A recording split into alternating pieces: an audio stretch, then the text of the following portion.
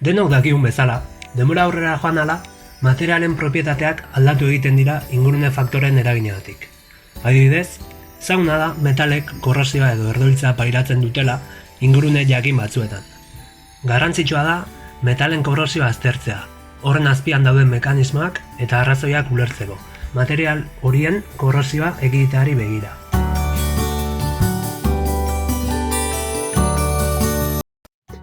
Korrosioa metalek jasaten duten eraso elektrokimikoa da, eta eraso ondagarri gisa definitzen da.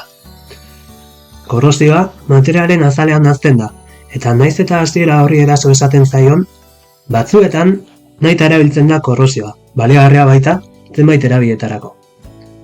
Korrosioak oinarri elektrokimikoa du, eta bi espezien arteko elektroiturpean datza. Jakina denez, atomo metalikoek elektroiak emateko joera dute, oxidazioa deritzen erreakzioen bidez. Adibidez, demagun, bi balentziako kobreak oxidazioa jasaten duela. Kobreak pairatzen duen erreakzioa honela adierazten da. Erreakzio honetan ikusten den bezala, kobreak bi elektroi galtzen ditu, eta katoi bihurtzen da. Kobreak galdutako bi elektroi horiek beste espezie batera igarotzen dira, eta alderantzizkako prozesua pairatzen du beste espezieak. Oxidazioaren alderantzizko erreakzioari erredukzioa deritzo. Oxidazioa eta erredukzioa gune desberdinetan gertatzen dira. Oxidazioa gertatzen den guneari anodo deritzo, eta erredukzioa gertatzen den guneari katodo. Ikus dezagun erredukzio erreakzioaren adibide bat. Oxidazio erredukzio erreakzioak zuzenean lotuta daude ingurunearen azidotasunarekin. Azidotasunaren arabera, erreakzio desberdinak gerta daitezke, eta ondorioz, produktu ezberdinak sor daitezke. Ikus dezagun zer gertatzen zaion oxigenoari ingurunearen azidotasunaren arabera. Ingurune basikoan eta ingurune azidoan. Ikusi ditugun bi erreakzioek, hotz, erredukzioak eta oxidazioak erreakzio elektrokimikoa osatzen dute, eta bien karga osoak zero eman behar du. Hau da, ezin da elektroik falta, ez da soberan egon ere.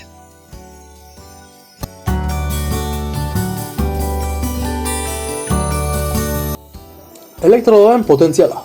Ikusi dugunez, metalek oxidatzeko joera dute, baina metal guztiek ez dute oxidatzeko erraztasun bera, eta oxidatzeko joeraren araberako propietateek badituzte zenbait aplikazio. Horien erabilera ezagunenetako bat da pila elektrokimikoa. Irudian ikus daiteke pila elektrokimikoaren funtzionamenduaren eskematxo bat. Ezkerrean, zinkezko elektrodoa dago, eta eskuinean berriz, kobrezko elektrodoa. Irudian ikus daiteken bezala, ezkerreko elektrodoa zink sulfato disoluzioan murgilduta dago, eta eskuinekoa berriz, kobre sulfato disoluzioan murgilduta. Bi guneak banatzeko, mintz porozu baina iragazgaitz bat erabiltzen da, eta bi elektrodoak elektrikoki lotuak daude. Ingurune honetan, zinka duen elektrodoa anodoa da, eta kobrea duen elektrodoa aldiz katodoa. Hortaz, zinka oxidatu egiten da, eta kobrea aldiz erreduzitu. Elektroi trukea bi elektrodoak lotzen dituen eroalearen bitartez gertatzen da. Voltimetro baten bitartez erreakzioa eragiten duen potentzial diferentzia neur daiteke, bi konposatuen propietateen araberakoa dena. Konposatu bakoitzak erredukzio potentzial jakin bat du. FEM serie deritzon eskalan jasotzen dena. FEM seriean, hidrogenoa erabiltzen da erreferentzia gisa, eta taula erabiliz, jakin dezakegu zein konposatu erreduzi edo oxida daiteken. Potentzial txikia duten konposatuak oxidatzeko joera dute, eta potentzial handikoek berriz erreduzitzeko joera. Serie galbanikoa. Serie galbanikoa, konposatuak erredukzio potentzialaren arabera ordenatzen dituen beste eskala bat da. Eta FEM seria baino errealistagoa eta praktikoagoa. Serie galbanikoak itsas uretan erakusten duten erreaktibitatearen arabera sailkatzen ditu materialak, eta FEM seriak berriz kasu idealak biltzen ditu. Serie galbanikoaren goiko aldean material katodikoenak daude, eta behe aldean berriz anodikoenak eta erreaktiboenak.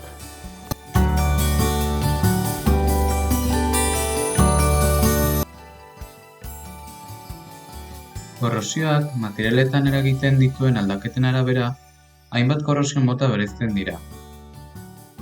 Korrosio uniformea, ligadura bidezko korrosioa, pikadura korrosioa, pikorarteko korrosioa eta ezabatze selektiboko korrosioa.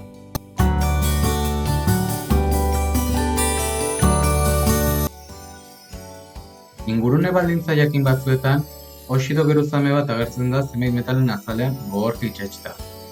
Geruza horrek ondorengo oxidazioa ekiditen du. Fenomeno honi pasibitate deritzo. Metal horiek oxido geruzaren ondorioz aktibitatea galdu eta inerte bihurtzen baitu.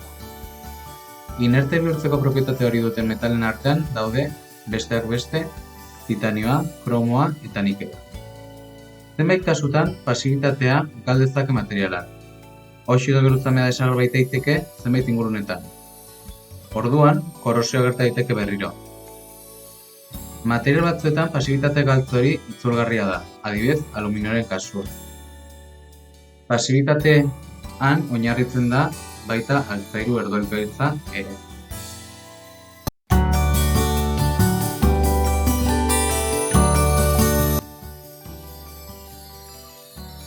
Gure inguruan, korrosioa nonahi ager daiteke.